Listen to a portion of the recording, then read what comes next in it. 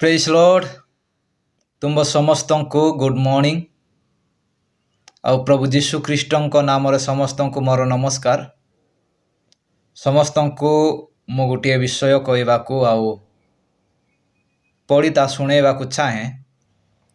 आज आम ख्रीष्ट अच्छू आ ख्रीष्ट को विश्वास करूँ। प्रभु जीशु ख्रीष्ट को निजर त्राणकर्ता उद्धारकर्ता ईश्वर रूपे आम मानु एवं विश्वास करूँ।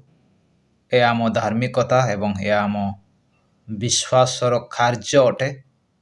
से यही गोटे दुई तीन पद बाइबल रो मु तुमको शुणेबा चाहूँगी एवं इच्छा करे। मोर प्रियर भाई एवं भौणी समस्त को मोर बहुत आंतरिक नमस्कार। मु तुमको प्रेम करे एवं तुमको मु आदर करे। सह अनेक एमिति मु बेले बेले पोस्ट करिताए फेसबुक रे आ यूट्यूब रे। सह आपण माने जानिथिबे, आपण माने देखुथिबे, आपण माने ताहा शुणुथिबे आ शिखुथिबे।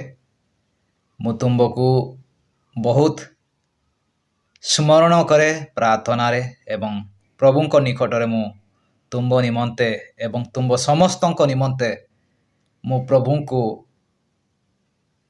प्रकाश करे। प्रभु को मु जनाए कि मो बंधु, मो साथी, मो भौणी, मो भाई एवं मो माता पिता समस्त को प्रभु ख्रीष्ट आशीर्वाद करंतु एवं आशीर्वादित जीवन जापन करिवारे ताहांको साहाय्य करंतु। मोर या विशेष प्रभु को निकटे प्रार्थना एवं मोर प्रार्थना रहिबो। सह एई वाक्य एई पद मु पढ़िबा को चाहे एवं आपण समस्ते ता ध्यान दियंतु एवं ध्यान देही ता प्रति सुविवेचना करंतु। एटा लेखा अछि तपोदेश तार 10 अध्याय तार 6, 7, 8, 9 एवं 10 पद मु पठन करने को चाहे। एटारे लेखा अछि धार्मिकर मस्तक आशीर्वाद भर्थे, मात्र दुष्टर मुख दुर्भाग्य डांके या लेखा अछि। एवं धार्मिकर स्मरण धन्य, मात्र दुष्टर नाम पछी जीव।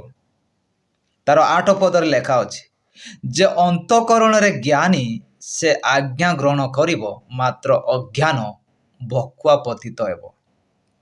9 पदरे सरला छारी निर्भय रे छाले, मात्र वक्रगामी जना पड़िबो। आ ता 10 पदर लेखा अछि जे आक्षरे टार मारे से दुख जन्माए, पुणी अज्ञान भकुआ पतित हेबो। अज्ञान भकुआ पतित हेबो।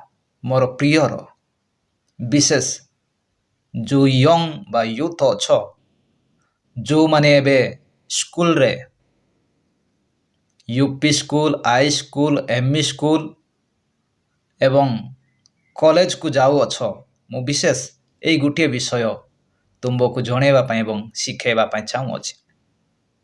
अज्ञान बखुआ पतित हेबो। ज्ञान बहुत जरूरी अटे। ज्ञान बहुत आवश्यक अटे। जणे व्यक्तिर ढांचा एवं तार जीवनीय परिवर्तित करने को हेले ताकू शिक्षा आवश्यक अटे। सेतिपा एटारे लेखा अछि जो 8 पदरे जे अंतकरणे ज्ञानी से आज्ञा ग्रहण करिवो। जाहांको अंतर रे, जाहांको मन बा दिल रे कौन थिबो, ज्ञान थिबो, से कौन करे, आज्ञा पालन करे। उपदेश माने, शिक्षा माने से शिक्षा को ग्रहण करे एवं से उपदेश को ताहा ग्रहण करी ताहा बड़ी करबा पई से चेष्टा करे। एवं लेखा अछि 6 पदरे धार्मिकर मस्तक आशीर्वाद भरते। जो माने धार्मिकता अन्वेषण करंती, धार्मिक कार्य करंती, धार्मिकतार सह कथा भाषा करंती, ताहांको जीवन रे आशीर्वाद भर्तिबो। से माने आशीर्वादित हेबे, लोकटारू आशीर्वाद पाइबे, ସମାଜଠାରୁ ଆଶୀର୍ବାଦ ପାଇବେ, ମାତା ପିତାଙ୍କଠାରୁ ଆଶୀର୍ବାଦ ପାଇବେ ଏବଂ ସାଙ୍ଗ ବନ୍ଧୁ ସାଥୀମାନଙ୍କଠୁ ଆଶୀର୍ବାଦ ପାଇବେ ଏବଂ ସେ ଦେଶରେ ଏବଂ ପୃଥିବୀରେ ସେ ଆଶୀର୍ବାଦିତ ହେବେ। କାରଣ ସଦାପ୍ରଭୁଙ୍କ ଭୟ ଜ୍ଞାନର ଆରମ୍ଭ। ଯେଉଁମାନେ ସଦାପ୍ରଭୁଙ୍କୁ ଭୟ କରନ୍ତି, ସଦାପ୍ରଭୁଙ୍କୁ ସେମାନେ ଭୟ କରି ତାହାଙ୍କ ନିକଟରେ ପ୍ରାର୍ଥନା କରନ୍ତି, ସେମାନେ ଜ୍ଞାନ ପାଇବେ, ଜ୍ଞାନୀ ହେବେ ଏବଂ ସେମାନେ ଜ୍ଞାନୀ ହୋଇ ସଦାପ୍ରଭୁଙ୍କ ଠାରୁ ସେମାନେ ଆଶୀର୍ବାଦ ପାଇବେ। ସେଥିପାଇଁ ମୋର ପ୍ରିୟର ବନ୍ଧୁଗଣ, ପ୍ରିୟର ମୋର ଭାଇ ଭଉଣୀଗଣ, ତୁମେ ସଦାପ୍ରଭୁଙ୍କ ଭୟ କର, ଜ୍ଞାନ ପାଇବ। ସଦାପ୍ରଭୁଙ୍କ ଭୟ ଜୀବନର ଊର୍ଦ୍ଧ୍ୱତା ଅଟେ। ତାର ଉର୍ଦ୍ଧ୍ୱତା ସହ ଜ୍ଞାନ ଏବଂ ସହ ଦୀର୍ଘାୟୁ ହୁଏ। ଏହା ସଦାପ୍ରଭୁଙ୍କ ବାକ୍ୟରେ ତାହା ପ୍ରତିଜ୍ଞା ଅଟେ ଏବଂ ପ୍ରତିଜ୍ଞାର ସହ ଆଶୀର୍ବାଦ ଅଛି। ସେମାନେ ପାଇବେ ଯେଉଁମାନେ ସଦାପ୍ରଭୁଙ୍କ ଭୟ କରିବେ। ସେଥିପାଇଁ ଏଠାରେ ଲେଖା ଅଛି, ସରଳା ଛାଡ଼ି ନିର୍ଭୟରେ ଚାଲେ। ଯେଉଁମାନେ ସରଳ, ଯେଉଁମାନେ ନମ୍ର, ସେମାନେ ନିର୍ଭୟରେ ଚାଲିବେ। ସଦାପ୍ରଭୁଙ୍କଠାରେ ପ୍ରଭାବ ସେମାନଙ୍କ ଜୀବନରେ ସୁରକ୍ଷା ଦେବ।